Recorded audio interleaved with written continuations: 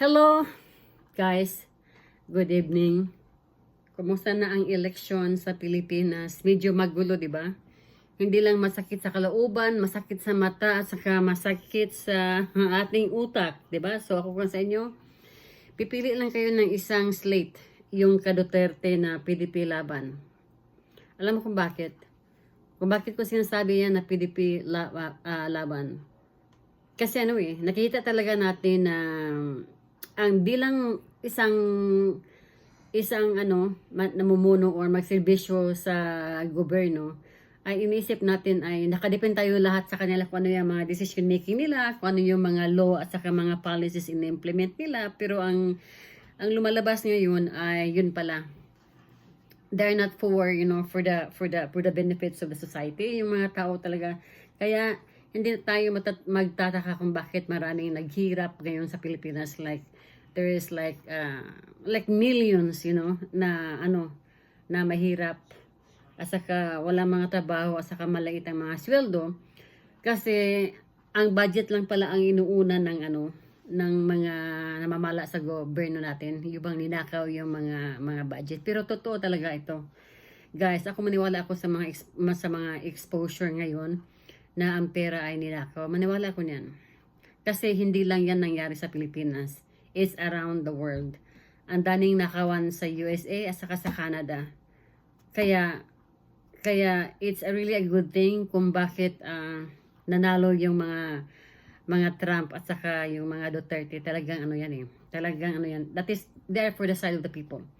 Kaya lahat ng mga natatago ngayon ng mga nagawa ng mga officials, lalo na yung mga tinatawag na Democratic or Liberal Party, yung mga ganyan, yung mga pink dilaw, yung mga ganyan, totoo talaga na sila ay kumikupit ng pera ng bayan. So kasi ang goal kasi nila, the first of all, yung goal kasi nila is magnakaw na muna sila para sila yayaman at saka maging milyonaryo. Hindi pa sapat yung maging milyonaryo, maging bilyonaryo. So keep on nakaw. Tapos pag naramdaman na talaga nila na overpower or they're strong enough, to fight sa mga opponent nila dahil mayroon na silang defeat authority na ang dami ko ng pera, ang yaman ko, kaya ko ng ang dapat kong gagawin. Yun kasi ginagawa nila. They have to enrich themselves first before to look after the society. Kaya lang hindi nakikita ng society na meron palang mga nakawan na ganyan. Dahil ang main purpose din is yung mainstream media ay tinatakpan nila yung mga ganyang klaseng mga corruption, yung mga nakaw, dahil sila din ay may party sila. They also like bought and paid by the government. Tapos mga millions ang mga yan. Pero ang masakit lang kasi yan, guys, ang masakit kasi yan is yung feel mo na super mayaman ka dahil sa nakaw. Tapos by the time tapos saka ka na lang tumutulong sa tao pag natalo yung party na yung kung ano kang party naka-line up, diba? Lumalabas na yung mga pera mo, tumutulong ka dahil talo ka na eh. Pero yung pag ikaw ang manalo, wala kang makikita na may improvement talaga para sa mga tao. Katulad ng mga public health, kailangan yan eh. Tuition fee for the colleges. Bakit pa ang mga Pilipino na nasa abroad, nag-domestic helper, pera pa nila ang ginagamit para ma-edukar ang mga pamangkin nila, mga kapatid o mga... That is not a good system in the Philippines. Dapat na kung sino yung mga tao na sa kolehiyo, dapat may sistema tayo na pwede silang mangutang in the low interest, mga ganyan. Yung babayaran nila yung sarili nila, hindi sila mag-depend sa mga magulang nandun sa abroad, sa mga kapatid na dahil naghirap din yun eh. Gusto din nilang i-fulfill yung buhay nila sa abroad, pero hindi nila na-fulfill. Mas lalo silang nag-sacrifice dahil binayad nila doon sa mga nasa Pilipinas na nag-aaral. At saka, ang problema din yung ginagawang negosyo. Pag ganyan ang sistema ang Pilipinas, ibig sabihin, negosyo din yan ng mga big institution, katulad ng mga public or private universities, mga ganyan. Ay kasi kumikita sila sa pera ng estudyante. So ibig sabihin, they force the student to study Pero kung overall mo yung facts na about na nag-aaral ka ng kolehiyo, hindi naman lahat nakakakuha ng trabaho eh. Yes, is maganda nga yung brain mo nakatulong, di ba? Naging mature ka, naging ano ka, hindi ka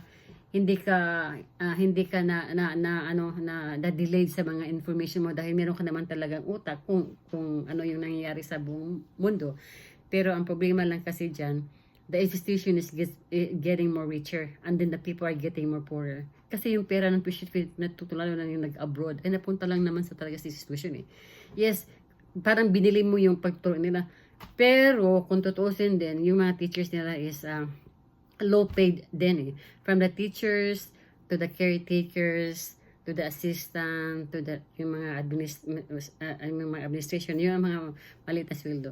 Pero yung mga on the top position, yung mga CEO, yung superintendent, yung mga ganyan, yung mga high officials, sila din yung may malaking sahod dahil kasama sila sa control. As sa ginagawa nilang politics ang mga institution. Yun ang pangit sa sistema ng Pilipinas, guys. So, ito lang masabi ko sa inyo, guys, kung ngayon medyo mainit ang butuhan, go with the PDP laban. That's it. Dahil kasi pag mag-go ka sa kanila kasi ang dami pang mga exposures eh. Ang dami pang mga corruptions na pangyayari na alamin natin. Hindi lang yung na-expose na yung ang daling nakaw nangyari doon sa Congress. Kasi ang Congress ang may hawak ng pera, so alam nila kung saan nila nilagay ang pera. Pero kung sino ang tumatanggap ng pera, kung ano ang ginagawa ng pera. So, ang dami pa guys, lalo na yung mga USA, like the foreign aid, kung tumulong yung USA, yung mga ganyan, lalo na yung mga ganyan, ano talaga yan guys. Talagang, yan, may corruption. Nilagay lang nila sa bulsa, hindi ay punta sa Pilipino. Tapos yung mga opisyalis na yan ay, ang ginagawa nila is, to empower yung side nila sa party, kung ano yung parties. So, ibig sabihin yung millionaires, billionaires na mga opisyalis na mga nag-isang party lang talaga sila. Yung mga rich. Pero alam mo, pag rich kasi, wala na kasi pakialam yan sa mga tao, kundi sariling interest na lang. So, hanggang dito lang guys, and good night. Bukas din ulit.